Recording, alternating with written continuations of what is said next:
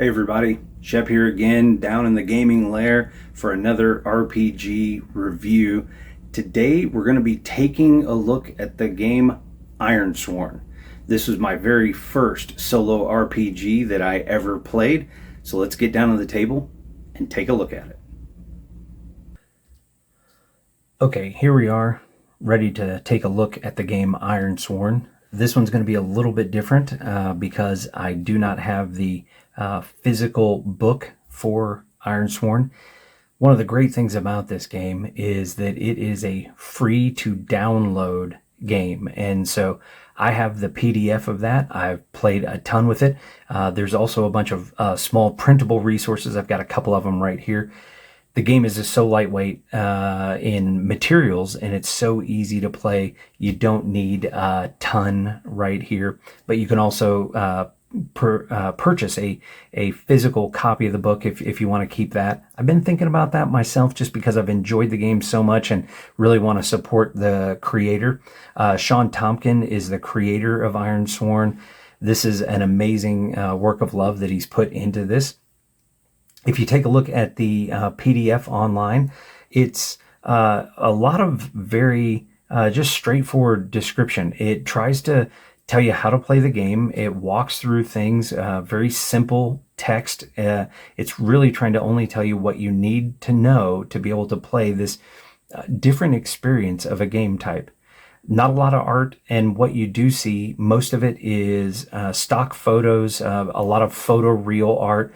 It's things that are very appropriate for the book. They fit in really well, but pretty standardized. So it's fairly minimalistic when it comes down to the art.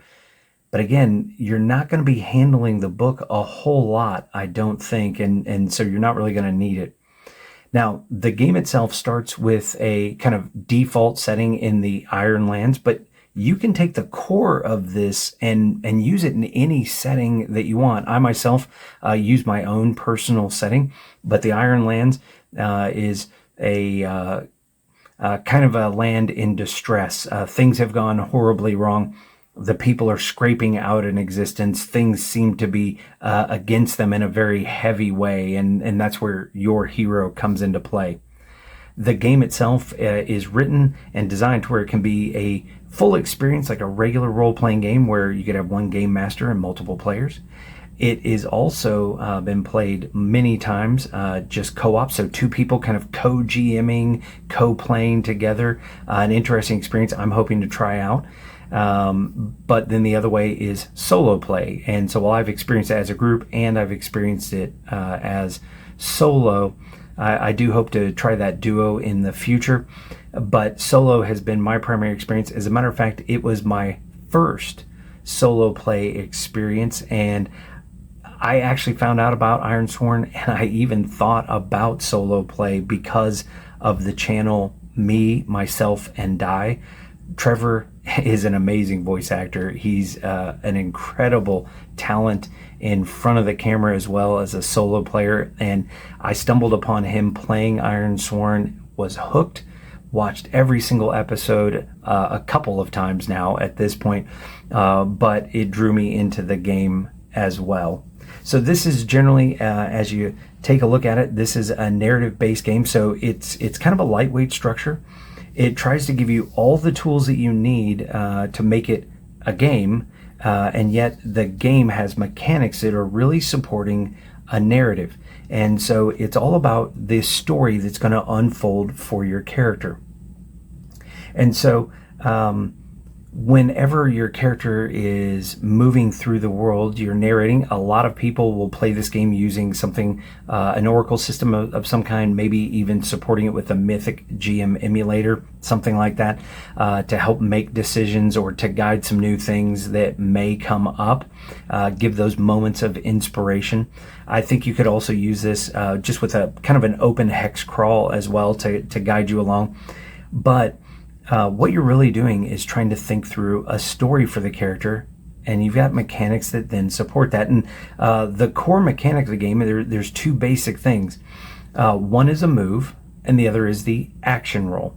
And so when you look at the game of Ironsworn, you have a pretty simple character sheet here. As you can see, you've just got your character's name. you have 5 stats: your edge, heart, iron, shadow, and wits. The interesting thing about the game is there are really no roles or anything to build your character. You get to choose one of your 5 stats that is a +3, 2 that are +2s, and then 2 that are +1s, and so that's by your choice. You get to figure that out for your character, and each one of these brings kind of a different bit of flair, and so you can build your character various kinds of ways. Iron is your strength, your fighting capability most often. Your heart is that part of your compassion, your humanity. Shadow is your stealthy part.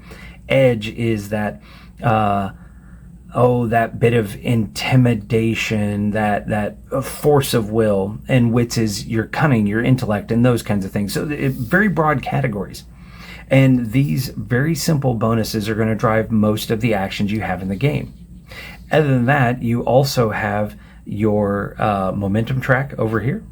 And then you have 3 different resources here that go from 0 to 5.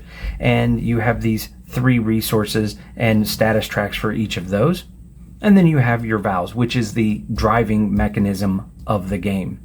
And so, as I said, your main mechanisms in the game are moves, which then are followed by action rolls.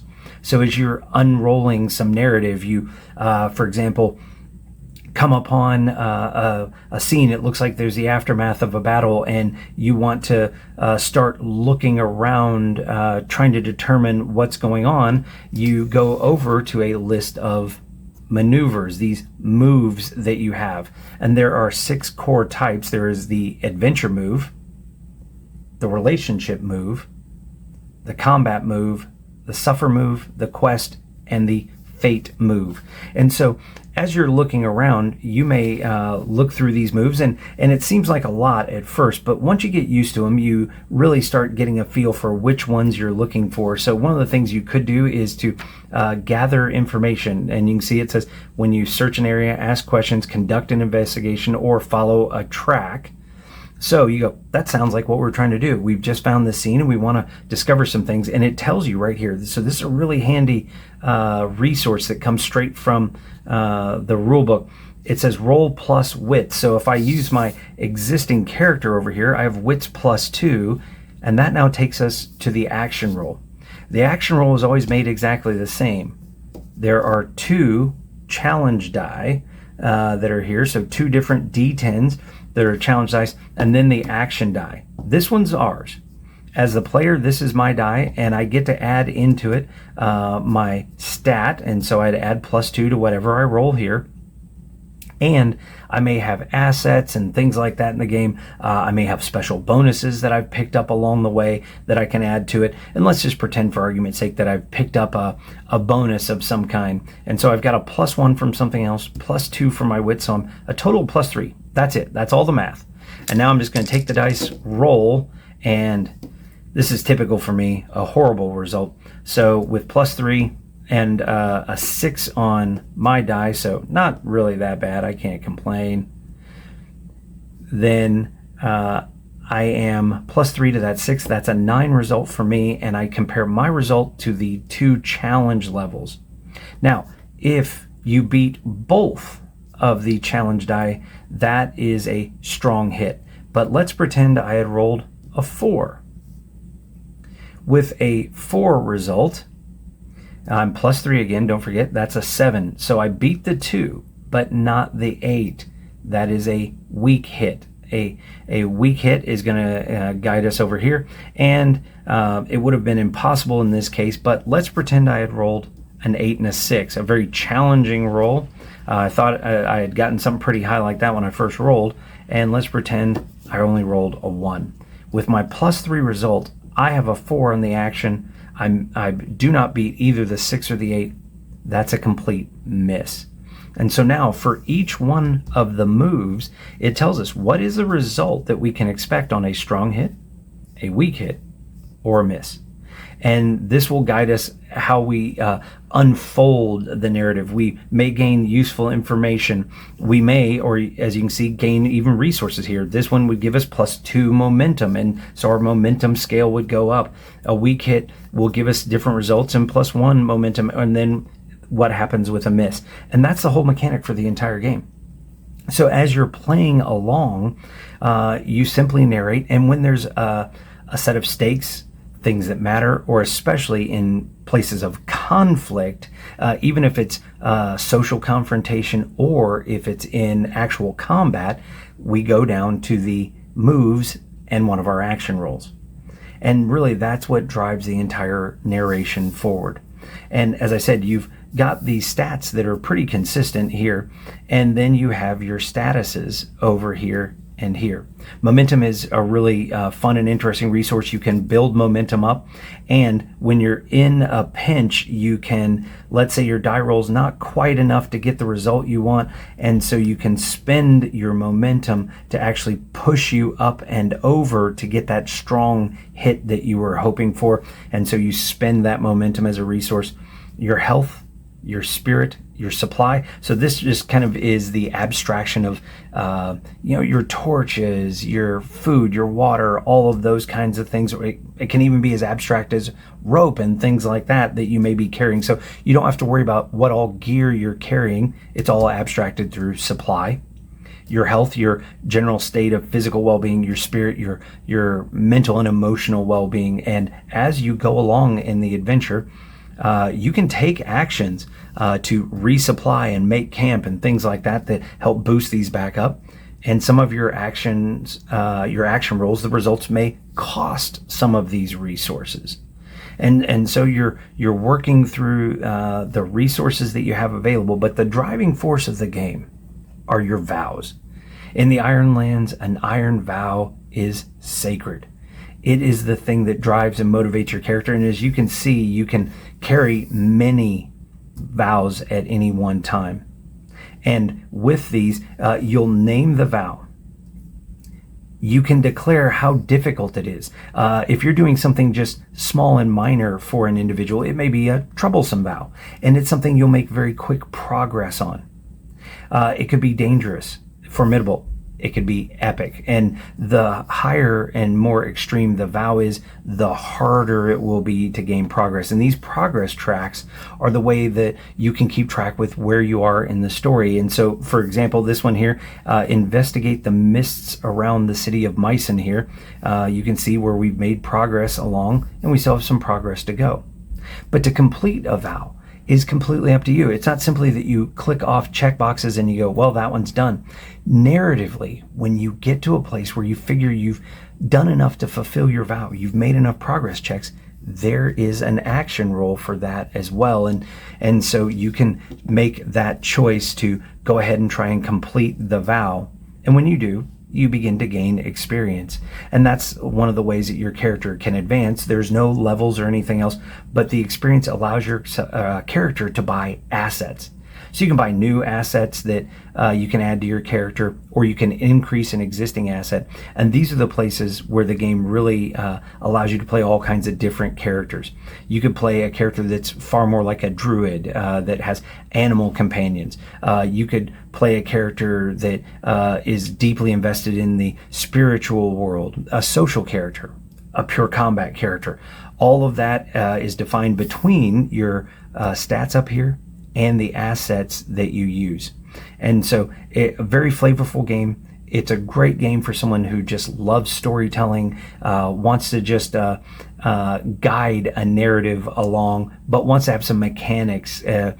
Great open sandbox approach, not anything that's truly scripted out in front.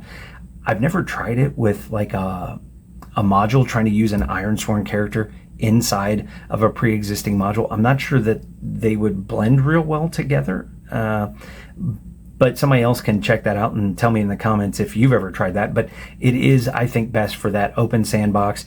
And just because you've completed a vow doesn't mean you can't just add another one and keep that story going. Or the great thing is you could have your highline vow, some others you pick up along the way, but once that iron vow has been completed, that may be the time to just wrap up a campaign and bring it to an end.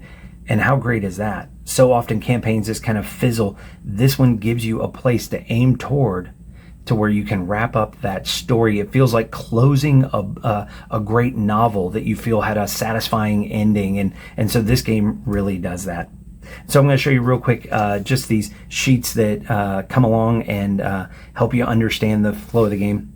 As I said, it's all done through moves. And so here are the adventure moves. You can see you can face danger, secure an advantage. This one is something I really like. So rather than just go straight combat, like fight, fight, fight, and attack, attack, attack, one of the things you can do in this game is really do that positioning, take the high ground, swing from the chandelier, and do all those kinds of things that in a regular game may not provide actual benefit. But here, it may secure an advantage and aid you in actually making attacks later on. So securing an advantage is a really fun move that you can do. It adds a lot of flavor and feel, and in a place where you're having a real hard time with die rolls and things like that, if you're like me, then securing an advantage kind of builds up some resources for you for that really big hit die roll that you're going to need.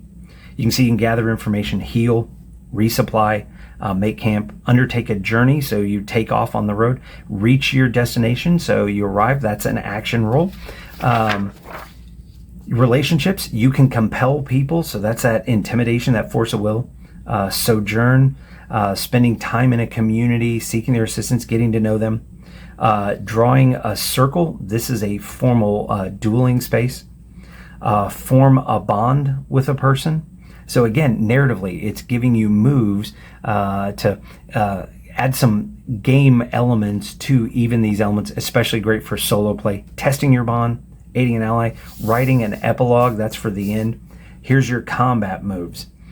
Entering the fray, that's that first stepping in, striking, clashing, turning the tide, ending the fight, and then a battle. I love the evocative names on so many of the things as well.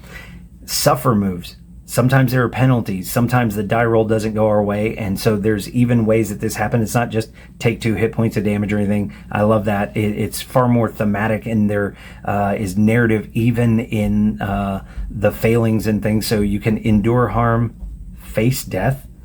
Companion endures harm, endure stress, face desolation, out of supply. That's a rough one. And face a setback. And then the last 2 here. You've got your quest moves, so that's swearing an iron vow, reaching a milestone inside of your vow, fulfilling it. As I mentioned, when you get to a certain point, you don't have to check all the boxes, but when you feel like this is narratively a great place to try and finish this off, you can actually make a roll to see, am I at that place to finish it off? Forsake your vow, completely abandon it, or advance.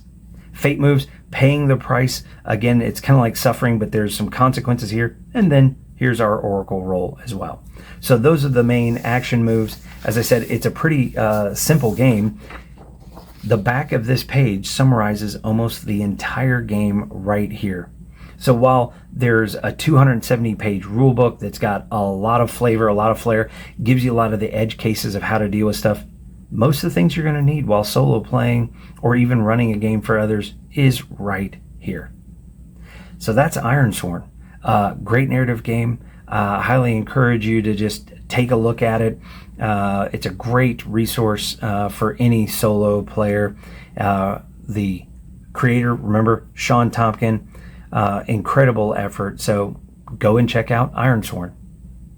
Well, there you go for today. I hope you enjoyed this review. I hope you found it interesting. If you did, be sure to like, share, and subscribe. And until then, we'll see you next time at the table.